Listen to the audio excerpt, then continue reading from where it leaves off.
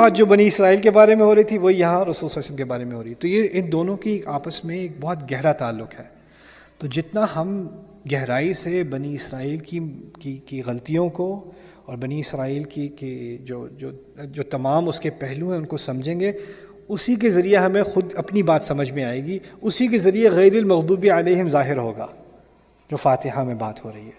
تو یہ کچھ چیزیں میں چاہ رہا تھا کہ میں آپ کے سامنے رکھ دوں تاکہ آپ کو اس صورت کے بارے میں جو اس کا جو اوور ویو ہے، جو ایک بڑی پکچر ہے. 9 حصے بتائے تھے نا آپ کو، اب آپ خود ہی سے ریویو کر کے 9 حصے آپ کو یاد رکھنے ہیں، ٹھیک ہے نا انشاءاللہ. اب وہ آپ کے ذمہ ہو گئے اب وہ 9 حصے، ٹھیک ہے نا. اب ایک چھوٹی سی خوبصورت بات سورۃ البقرہ کے بارے میں اور پھر میں بات ختم کرتا ہوں. پہلا قصہ کس کا تھا؟ پھر سے بتاؤ. آدم والد ہوئے نا، والد کا قصہ ہے. دوسرا قصہ کس کا ہے؟ بنی اسرائیل، اولاد کا قصہ ہے. پہلا قصہ والد کا، دوسرا قصہ اولاد کا. اولاد ہے اسرائیل کی، بنی اسرائیل، والد اولاد. تیسرا قصہ کس کا ہے؟ ملت ابیکم ابراہیم، والد کا قصہ ہے. اور پھر چوتھا قصہ کس کا ہے؟ اولاد کا، ابراہیم کی اولاد کا علیہ السلام. والد، اولاد، پھر والد، پھر اولاد. سبحان اللہ. عجیب ترتیب ہے قرآن کی، عجیب نظام ہے اس قرآن کا. آپ کوئی بھی اور کتاب پڑھ لو آپ کو ایسا نظام نہیں ملے گا، آپ کو ایسی ترتیب نہیں ملے گی.